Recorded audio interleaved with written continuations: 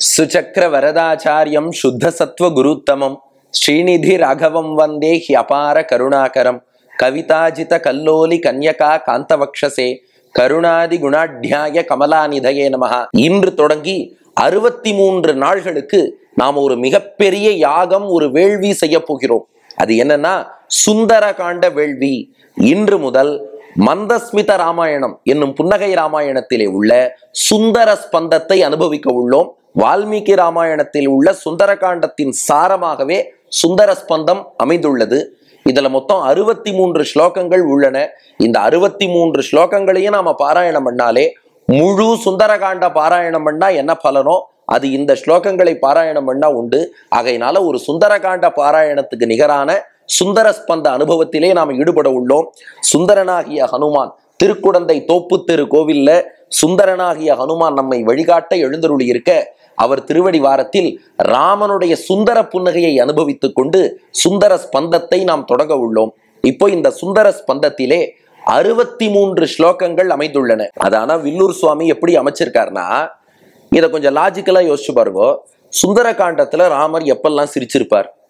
ஏன்னா ராமன் வால்மீகி ராமாயணப்படி சுந்தர காண்டத்துல எப்போ வரார்னா, ஹனுமான் எல்லாம் இலங்கைக்கு போய் காரியத்தெல்லாம் முடிச்சுட்டு இங்க வந்து கண்டேன் சீதையைன்னு சொல்லும் போதுதான் ராமன் என்ன பண்ணாங்கிறதையே வால்மீகி சொல்லியிருக்கார். அதுவரை எல்லாம் ஹனுமானுடைய பெருமைகள் தான் சுந்தர காண்டத்துல இருக்கும். அப்போ ஹனுமானுடைய பெருமைகளையும் சொல்லணும், அதே நேரத்துல அதை பார்த்து ராமன் எப்படி புன்னகை செய்தான்னு சொல்லணும். அதனால இந்த சுந்தர ஸ்பந்தத்தை ரொம்ப வித்தியாசமா அமைச்சிருக்கார் வில்லூர் சுவாமி. எடுத்த எடுப்பிலேயே முதல் 3 ஸ்லோகங்கள் இந்த புன்னகை ராமாயணத்தின் சுந்தர ஸ்பந்தத்துல முதல் 3 ஸ்லோகங்கள் ஹனுமான் திரும்ப வந்து கண்டேன் சீதையை என்று சொன்ன போது ராமன் எப்படி புன்னகை செய்தான் அத முதல் 3 ஸ்லோகங்கள்ல வர்ணிச்சுட்டார். அப்படின்னா சுந்தரகாண்டமே முடிஞ்சு போயிடுமே. நாங்க ஏதோ சுந்தரகாண்டம்னா ஹனுமானுடைய சாகசங்கள் இதோட அனுபவம் எல்லாம் இருக்கும் தானே எதிர்பார்த்தோம். நீ முதல் 3 ஸ்லோகத்திலேயே கண்டேன் சீதையைன்னு சொன்னார், ராமனு சிரிச்சுட்டார்னு சொல்றியேன்னா அப்புறம் தான் விஷயம் இருக்கு. அதுக்கப்புறம் ராமன் என்ன பண்றான் ஹனுமான்ட்ட, எப்பா கண்டேன் சீதையை எல்லாம் சரி, நீ எப்படி போன, எங்க போய் சீதையை பார்த்த, வழியில ஏதாவது தடைகள்லாம் வந்துதா, சௌக்கியமா போயிட்டு வந்தியா, சீத்தை என்ன சொன்னா, ஏதா கொடுத்தாளா, எல்லாம் ஒன்னொன்னா ராமன் இப்போ கேட்க 4வது ஸ்லோகத்திலிருந்து 7வது ஸ்லோகம் வரை, அது செகண்ட் பார்ட், அந்த ஒரு 4 ஸ்லோகங்கள் ஹனுமான் ஒரு சுருக்கமான பிளாஷ்பேக் சொல்றார். ஏன்னா அவர் ரொம்ப பணிவே வடிவெடுத்தவர், தன் வாயால தன் பெருமையை சொல்ல மாட்டார். அதனால ஒரு சுருக்கமான பிளாஷ்பேக் சொல்லி ஹனுமான் சொல்றாராம், இந்த மாதிரி இன்னென்ன மாதிரி நான் போயிட்டு வந்தேன்னு சொல்றார். அது 2வது பகுதி. அப்போ 1லேருந்து 3 வரை முதல் பகுதி கண்டேன் சீதையைன்னு அவர் சொல்றார், ராமன் சிரிச்சுட்டான். 2வது பகுதி 4லேருந்து 7 வரை தன் எப்படி போனேன் உள்ளிட்ட விஷயங்களை எல்லாம் ஹனுமான் எடுத்து சொல்ல ஒன்னொன்னையும் கேட்டு ராமன் புன்னகை செய்கிறான். ஆனா அதுக்கப்புறம் தான் விஷயம் இருக்கு. நமக்கு புன்னகை ராமாயணமும் அனுபவிக்கிறோம், சுந்தரகாண்டமும் கேட்கிறோம்னா ஹனுமான் ஒரு லீலையும் பண்ணணும், ஒரு சாகசமும் பண்ணணும். அதை கேட்டு கேட்டு ராமன் சிரிக்கணும். அப்பத்தானே உங்களுக்கும் அனுபவம் நன்றாக இருக்கும். ஏன்னா இதை கேட்கணும் நீங்கள்லாம் எவ்வளவு ஆர்வத்தோடு இருக்கீள். அதனால வில்லூர் சுவாமி என்ன பண்ணிட்டார், 3வது பகுதியாக இந்த சுந்தர ஸ்பந்தத்துல 8வது ஸ்லோகத்தில் இருந்து 63வது ஸ்லோகம் வரை 56 ஸ்லோகங்கள் அதை ரொம்ப வித்தியாசமான முறையில அமைச்சிருக்கார். என்னன்னா ஹனுமானுடைய பெருமைகளையும் சொல்லணும், அதை ராமனும் கேட்டு சிரிக்கணும். அதுக்கு என்ன வழின்னா, சுந்தரகாண்டம் யுத்த காண்டம் எல்லாம் ஆகி பட்டாபிஷேகம் எடுத்து ஸ்ரீ சீதாராம பட்டாபிஷேகம் ஆன பின் லெஷர்லியா கொஞ்சம் ஓய்வுல இருக்கும்போது ராமபிரான் சீதைட்ட கேட்டானா, இந்த ஹனுமான் இலங்கையில போய் நிறைய சாகசம் பண்ணான்னு ஊரே கொண்டாடுறது, நான் கொஞ்சம் காதார கேட்டு மகிழணும்னு ஆசைப்படுறேன். அவன்கிட்ட கேட்டா அவன் முழுசா சொல்ல மாட்டேங்கிறான், சும்மா 2 3ன்னு சொல்றானே ஒழிய எனக்கு முழுசா அவன் பெருமையை கேட்கணும்னு ஆசையா இருக்குன்னு ராமன் சீதையிடம் சொன்னானா. சீத்தை சொன்னானா, காத்துன்னு இருக்கேன் சுவாமி, நான் சொல்றேன், ஹனுமான் பணிவை வடிவெடுத்தவன், தன் பெருமையை தன் வாயால பேச மாட்டான், அவன் பெருமையை நான் சொல்றேன் கேளுங்கோன்னு சீத்தை ஹனுமானுடைய ஒரு பெருமையாக சொல்ல தொடங்கி அதை ராமன் அப்படி கேட்டு ஆனந்தப்பட்டானோ. ஏன்னா சீத்தையே நேர்ல பார்த்திருக்கா சுந்தரகாண்டத்துல ஹனுமான் என்னென்ன சாகசம் செய்தார்னு. மற்ற விஷயங்கள் அவளுடைய தோழிகளான திரிஜட்டை, சரமா உள்ளிட்ட நல்ல அரக்கிகள் இலங்கையில இருந்தா அவா மூலமாக கேட்டிருக்கா. அப்போ தான் கேட்ட ஹனுமானுடைய பெருமைகளை எல்லாம் சீத்தை ராமனுக்கு எடுத்து சொல்ல, அப்ப நமக்கு பெரிய பாக்கியம் பாருங்க. இந்த சுந்தர ஸ்பந்தத்தை எப்படி அமைச்சுட்டார்னா, சுந்தரகாண்ட சம்பவங்களை பின்னாடி பிளாஷ்பேக்கா சீத்தை சொல்றா. அப்போ இந்த புன்னகை ராமாயணத்துல சுந்தரகாண்டம் கேட்கிறவாளுக்கு என்ன பெரிய பாக்கியம்னா, 8வது ஸ்லோகத்திலேருந்து 63வது ஸ்லோகம் வரை சீத்தை உபன்யாசம் பண்றா. பக்தனாகிய ஹனுமானின் பெருமையை பற்றி பிராட்டியாகிய சீத்தை சொல்ல ஆடியன்ஸா இருந்து பெருமாள் ராமரே கேட்கிறார். அந்த ராமனோடு சேர்ந்து நாமும் கேட்டு புன்னகை செய்ய போறோம். ஆஹா, ஹனுமான் எப்படியெல்லாம் இந்த மாதிரி சாகசங்கள் செய்தார்னு. அப்ப பாருங்க, 8லேருந்து 63 வரை 3ஆம் பகுதி ஹனுமானுடைய பெருமைகளை எல்லாம் பிளாஷ்பேக்கா சீத்தை சொல்ல, அந்த ஒரு சாகசத்தையும் கேட்டு ராமன் புன்னகை செய்ய, அந்த புன்னகையை வில்லூர் சுவாமி வர்ணிக்க நாமும் ரசிக்க போறோம். அப்ப இந்த சுந்தர ஸ்பந்தத்தை 3 பகுதியா பிரிச்சுக்கோங்க.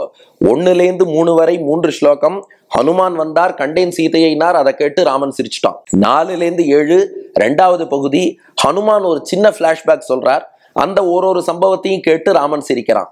ஆனா முக்கிய பகுதி 8வது ஸ்லோகத்தில் இருந்து 63வது ஸ்லோகம் வரை சீதை பின்னாளில் சுந்தர காண்டத்துல ஹனுமான் என்னென்ன பண்ணாங்கிறத, தான் பார்த்தது கேட்டது அனைத்தையும் கொண்டு சீத்தை உபன்யாசம் பண்ண, அதை ராமன் ஆனந்தமாக கேட்டு, ஆஹா, என்னுடைய பக்தன் ஹனுமான் எவ்வளவு சாதிச்சிருக்கான்னு சொல்லி அவனது சாகசங்களை எண்ணி புன்னகை செய்கிறான். அப்படிப்பட்ட வித்தியாசமான அனுபவம். அதனால நாம யூஸ்வலா என்ன பண்ணியிருக்கோம்னா, புன்னகை ராமாயண ஸ்லோகங்கள்ல ஒன்னொன்னுக்கும் 3 விஷயம் பார்க்கிறோம். புன்னகைக்கான காரணம் என்ன, புன்னகை உணர்த்தும் செய்தி என்ன, இந்த புன்னகையை ரசிப்போருக்கு பலன் என்னன்னு. இப்ப இதை கொஞ்சம் மாத்திக்கணும். புன்னகைக்கான காரணம் என்னன்னு பார்ப்போம். முதல் விஷயம். 2, இந்த புன்னகை ஹனுமானுடைய எந்த குணத்தை காட்டுகிறது. ஏன்னா இது சுந்தர காண்டம்ங்கிறதுனால முழுக்க முழுக்க அவர் தான் ஹீரோ. அதனால 2வது பகுதி ஹனுமானுடைய எந்த குணம் இந்த புன்னகையின் வாயிலாக வெளிப்படுகிறது. ஏன்னா இப்ப ராமன் சிரிக்கிறான்னா அப்ப ஹனுமானுடைய எந்த குணத்தை எண்ணி சிரிச்சான்னு பார்க்கணும் இல்லையா? அப்ப அது ஒண்ணு இருக்கு இதுல அடிஷ்னலாக. 3வதாக ஆஸ் யூஷுவல் இந்த புன்னகையை ரசிப்போருக்கு என்ன பலன், இப்படி 3 பகுதிகளாக அனுபவிப்போம். ஸோ வித்தவுட் ஃபர்தர் டிலே நீங்கள் இந்த யாகத்துக்கு தயாராகி இருப்பீர்கள். உங்கள் இல்லத்திலும் உள்ளத்திலும் சீதாராமர்களோடு சேர்த்து ஹனுமானையும் எழுந்தருள பண்ணி கொள்ளுங்கள். ஏன்னா முழுக்க முழுக்க 63 ஸ்லோகங்கள்ல ஒரு ஸ்லோகத்திலையும் ஹனுமானுடைய ஒரு கல்யாண குணத்தை நாம் அனுபவிக்க போகிறோம். அதனால ஹனுமானையும் சேர்த்து அனுபவிக்க தயாராகுங்கள். ஸ்லோகத்தை சேவிக்க நீங்களும் தயாரா இருப்பேள். ஏன்னா இன்ட்ரோடக்ஷனே ரொம்ப நேரம் போறதே, ஸ்லோகம் எப்போ சேவிக்கிறதுன்னு காத்துட்டு இருப்பேள். வாங்க வித்தவுட் ஃபர்தர் டிலே ஸ்லோகத்துக்கு போயிடுவோம். காட்சியை மட்டும் சொல்லிடுறேன். அங்கே சீதையை பார்த்து விட்டு இலங்கையில் இருந்து ஹனுமான் திரும்ப வருகிறார். கூட அங்கதன், ஜாம்பவான் எல்லா வானராலும் வந்தாச்சு. வந்தவர்கள் நேரா ராமன்ட்ட வல்லையாம், சுக்ரீவன்ட்ட வல்லையாம். கிஷ்கிந்தைக்கு வெளியில மதுவனம்னு ஒரு சோலை இருக்கு. அந்த சோலைக்குள்ள போய் தேனை பருகி துவம்சம் பண்றா. இத சுக்ரீவன் கேள்விப்பட்டு சீதையை ஹனுமான் பார்த்து விட்டான்னு ராமன்ட்ட சொல்றான். அந்த நேரத்தில் ராமன் பூத்த புன்னகை. அதான் முதல் ஸ்லோகம், சேவிச்சுக்கோங்க.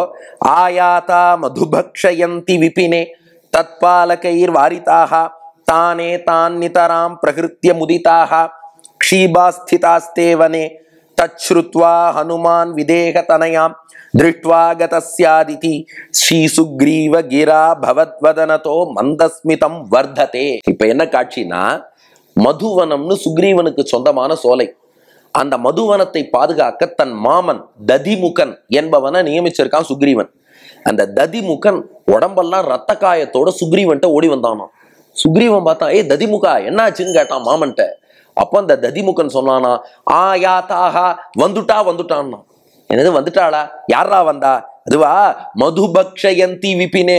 வந்தவர்கள் சும்மா இல்ல, என்னுடைய அந்த மதுவன சோலைக்குள்ள வந்து தேனை பருகி கொண்டு இருக்கிறார்கள். அதுக்கு காவலாளிகள்னு என்னுடைய ஆள்கள் இன்னும் நிறைய பேர் இருக்கா.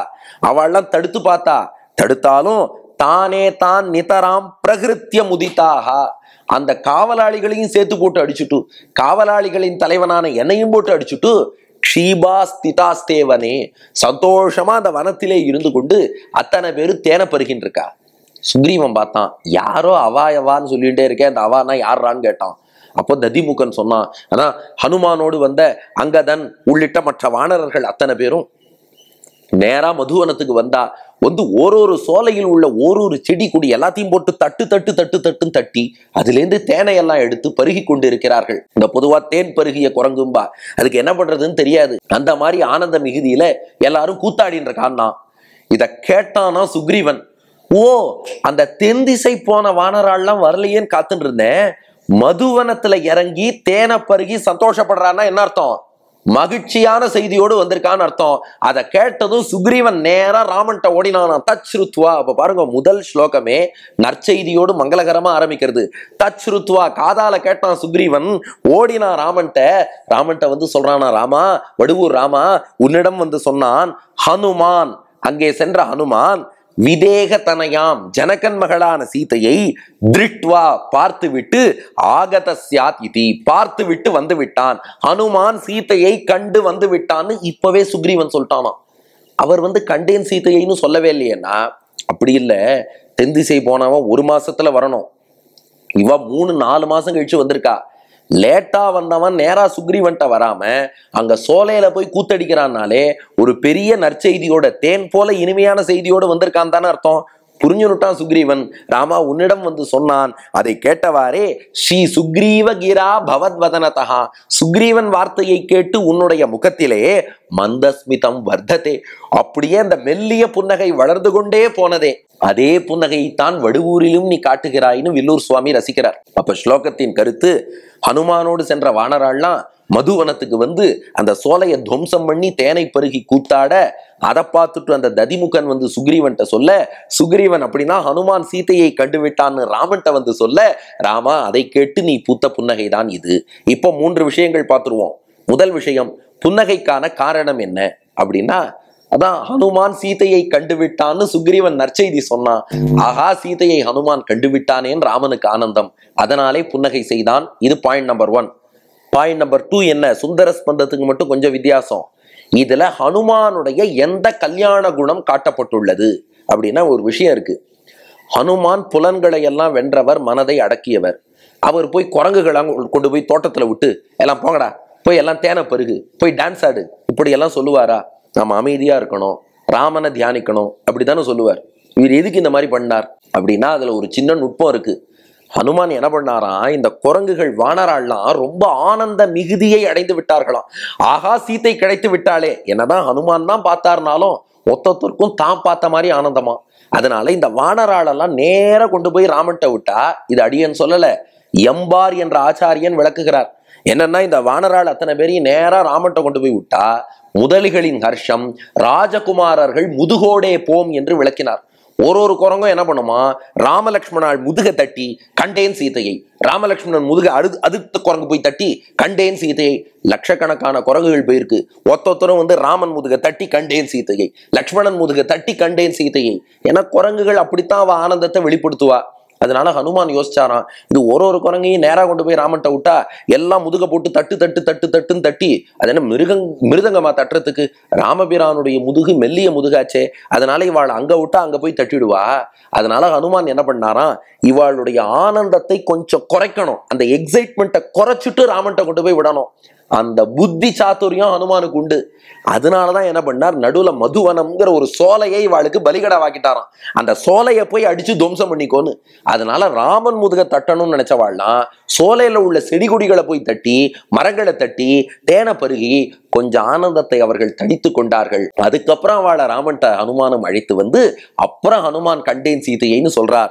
அதான் ஹனுமான் அவருடைய புத்தி சாத்துரியம் சொல்றோம் இல்லையா, புத்திர் பலம் யசோ தைரியம் நிர்பயத்துவம் அரோகதா அஜாட்யம் வாக்பட்டுத்துவம் ச ஹனுமத் ஸ்மரணாத் பவேத். ஹனுமான நினைச்சாலே நல்ல ஞானம் வரும். ஏன்னா அந்த புத்தி சாத்துரியம்ங்கிறது அவருக்கு உண்டு. அப்ப ராமன் முதுகை இவா தட்டப்படாதுங்கிறதுக்காக அங்க அவளை எங்க தட்டணுமோ அங்க தட்ட வச்சுட்டு இங்க விஷ்ணு வந்துட்டார். இது ஹனுமானுடைய புத்தி சாத்துரியம், இந்த புன்னகையிலே உணர்கிறோம். 3, இதை ரசிக்கும் நமக்கெல்லாம் என்ன பலன்னா, சீக்கிரம் ஒரு நற்செய்தி, ராமனுக்கு வந்த நற்செய்தி போல நமக்கும் ஒரு நற்செய்தி கிடைக்கும். வாங்கோ, ஹனுமானையும் ராமபிரானையும் சீத்தையும் தியானித்து கொண்டு இந்த ஸ்லோகத்தை சேவிப்போம். ஆயாதா மதுபக்ஷயந்தி விபினே தத்பாலகைர் வாரிதாக தானே தான் நிதராம் பிரகிருத்திய முதிதாக க்ஷீபாஸ்திதாஸ்தேவனே தச்ருத்வா ஹனுமான் விதேகதனயாம் திருஷ்ட்வா கதஸ்யாதிதி ஸ்ரீ சுக்ரீவ கிரா பவத்வதனதோ மந்தஸ்மிதம் வர்த்ததேன்னு சொல்லுவோம். சுந்தரகாண்டம் சொன்ன பலன் கிடைக்கும். ஹனுமானுடைய அனுகிரகம் பரிபூர்ணமாக நிறையும். நன்றி, வணக்கம்.